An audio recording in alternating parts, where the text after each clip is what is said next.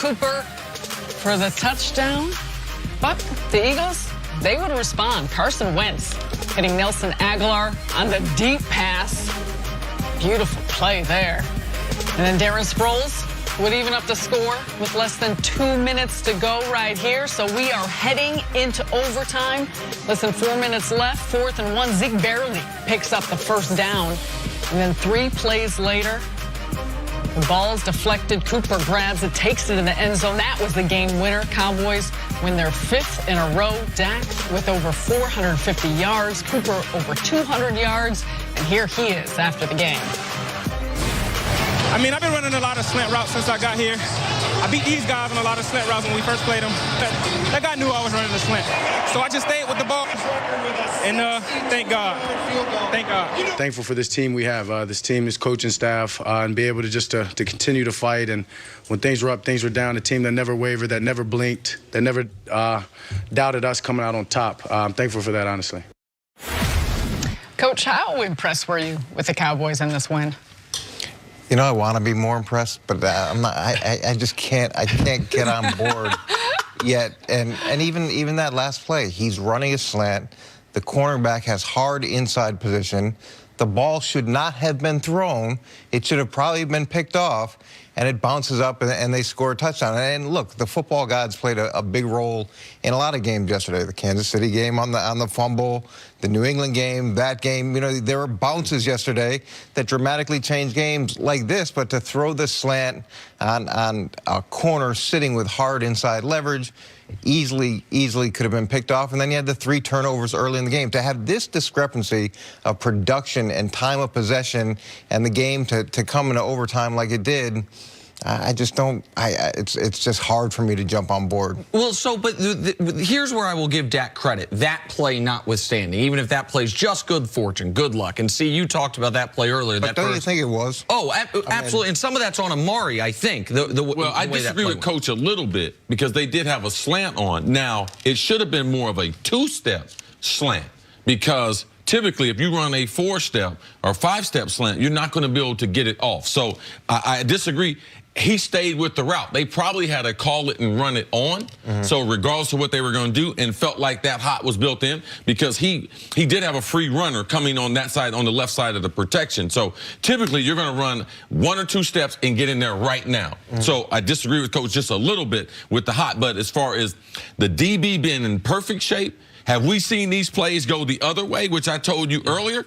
Man, that's supposed to be going the other way. If Amari, like some wide receivers, doesn't make body contact or goes behind the defensive back, it's going to be going the other way. But I believe the way they played football, as far as defensively and running the ball, it's a component that's still successful in this league. And they match up well against the Saints. They face the Saints, so if they had to go to New Orleans, so for me, I believe they're going to win their division.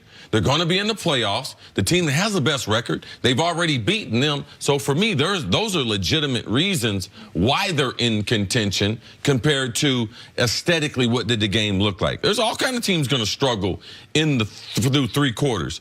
But good teams will find a way to win. And Dallas, since they've added Amari Cooper, he's really increased their chances and really given their season life. And, Coach, what was impressive to me is that play notwithstanding is I didn't think Dallas could win a game like this, where in the 4th quarter their defense falls apart. That defense was playing great. And then at the end of the 3rd quarter, into the 4th quarter, it fell apart.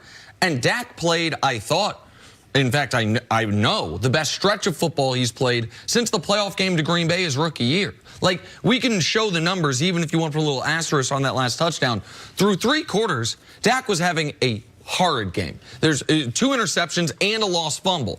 And then in the 4th quarter in overtime, I mean, he's completing 85% of his passes at, what is that, 12 yards per attempt. So even if he got fortunate on that last one, he got them back in that football game, kept them in that football game, playing a level I hadn't seen him play since his rookie year. So I do want to give him credit, and I want to give Jason Garrett credit.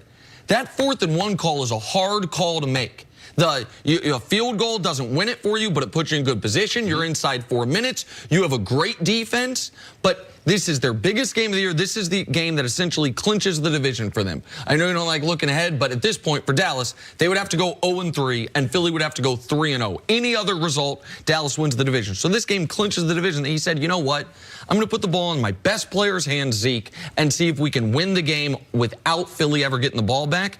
And then maybe that's why the football gods smiled upon him on that 3rd and 8, because a lot of coaches in that spot see kick a field goal. Take the easy points, go up 3, trust your defense inside 4 minutes. They went for it, and then they were rewarded later. Coach, do you believe that Dallas, that they can be contenders in the NFC? Or what would you like to see, Coach? Well, what I'd like to see is when you have a game that's as dominant as Dallas had in terms of time of possession, the numbers were so skewed. Yes. And the turnovers were frustrating. The time of possession was 45 minutes to 22. Yeah, it's an incredible discrepancy. And usually if you're 34 minutes time of possession, the amount of games that you win it's somewhere like 70, 80%. And even before the overtime, it was 38 to 22. Yeah, so even if you take out the overtime part of it, it was 38 to 22. And I know you talk about Dallas's defense collapsing, but you can make the same argument that Philly's defense collapsed, and it went both ways.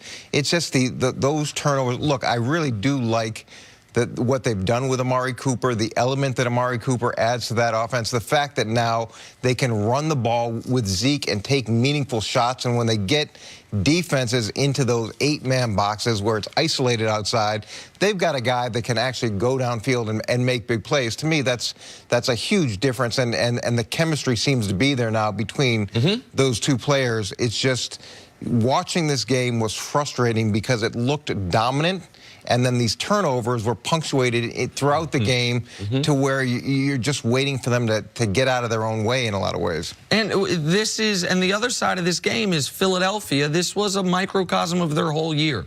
Repeated opportunities that maybe they didn't earn, but that were at their doorstep, and they can't take advantage of them. And I know that their secondary is ravaged by injuries. I get it. But when you win a Super Bowl with your backup quarterback, nobody cares about injuries that you have the next year to your corners. Like, you are expected to overcome them, even if that's unfair. Go ahead. And all our stories last year about Philly was never about their secondary. It was about their defensive line. It was about the rotation that they had with their defensive line and how their defensive line made the secondary better. And then the secondary was never a big part of the narrative. So for this now to be the narrative, yeah.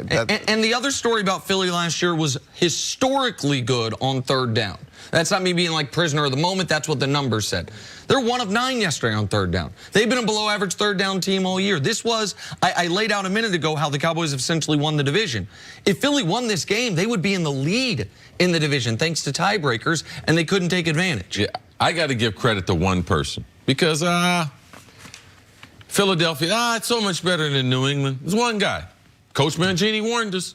Watch what happens to Philadelphia. Oh, it's so much better here. Oh, it's fun to play. Oh, yeah. Coach Mangini sat back and said, hey, now, when we struggled in New England, when we struggled, our most was after we first won and trying to figure out what winning does. So, Coach, I got to give you credit. You were way ahead of that. Let's slow down a little bit. And you knew that those talking points that they were taking those shots at New England this offseason, ultimately it's going to hurt you because it's not making you better.